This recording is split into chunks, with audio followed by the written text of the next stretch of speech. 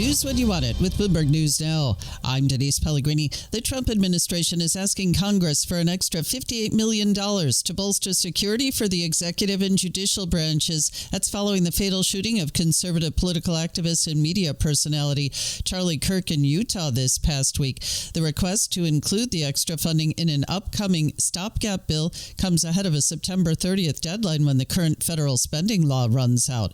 A White House official also signaling support for expanding resources to safeguard lawmakers, though it left the specifics of that decision to the legislative branch. All weekend, mourners making a pilgrimage to Phoenix and the headquarters of Turning Point, the organization that Charlie Kirk founded, Justin Fleischer, among those paying respects. But he showed you that it's okay to stand up for your beliefs. It's okay to go against the opposition, when in reality, we're the winners, and that's the reason why people are attacking him. Meantime, when FBI Director Kash Patel faces two congressional panels this week, he'll be facing questions from lawmakers on a slew of issues, including the FBI investigation and the handling of it into the murder of Charlie Kirk and the pressure to release what some call the Epstein files.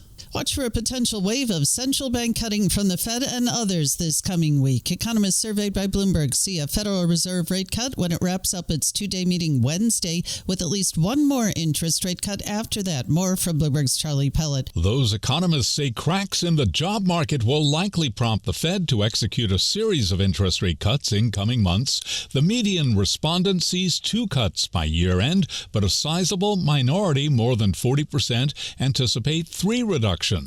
In New York, Charlie Pellett, Bloomberg Radio. President Trump's legal efforts to oust Fed Governor Lisa Cook are getting complicated. The Justice Department asking judges in Washington to fire her right away for alleged mortgage fraud while the case proceeds. Cook is asking until September 18 to respond.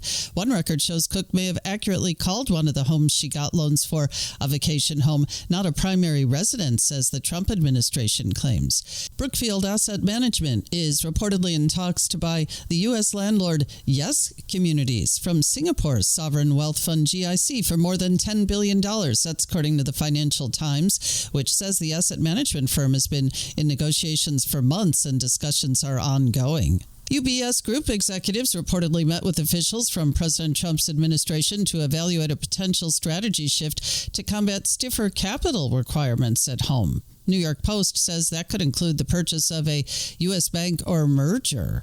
Washington Democratic Senator Maria Cantwell warning a bill headed to the House floor this coming week could create even bigger winners and losers in college sports. More on that from Bloomberg's Nancy Lyons. In a letter to the Senate Commerce Committee, Cantwell says the so-called SCORE Act would lock in a distorted system that would favor the Big Ten and Southeastern conferences. The measure would provide limited antitrust exemption for the NCAA, override state laws on name, image, and likeness payments in favor of one national statute, and remove the possibility of athletes being considered employees of their schools. The NCAA and its top conferences support the bill. In Washington, Nancy Lyons, Bloomberg Radio. And UnitedHealth apparently spending big to smooth things over in Washington. Wall Street Journal says a health insurer met with senior Justice Department officials, including the Attorney General's chief of staff, and talked about probes of the company. Paper reported in May UnitedHealth faced a criminal investigation into its key Medicare business. Demonstrations in London this weekend. Tens of thousands marching in a rally organized by the far-right activist Tommy Robinson. Here's one protester. It is very important. They need to stop illegal migration into this country. It's tearing us apart. Also, Elon Musk spoke to that crowd through a video link. Thousands of anti-racism protesters also massing in counter-demonstrations. Well, it's important to march for our freedoms.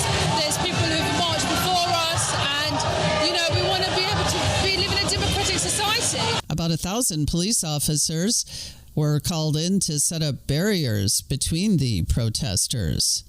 And stay tuned for the Emmy Awards. A lot riding on tonight's awards for Apple, which lags competitors in awards but got the most nominations it's ever gotten this year thanks to its science fiction series Severance. And in sports, Terrence Crawford beating Canelo Alvarez as the new undisputed super middleweight champion last night at Allegiant Stadium near Vegas. And that's news when you want it with Bloomberg News Now. I'm Denise Pellegrini. This is Bloomberg.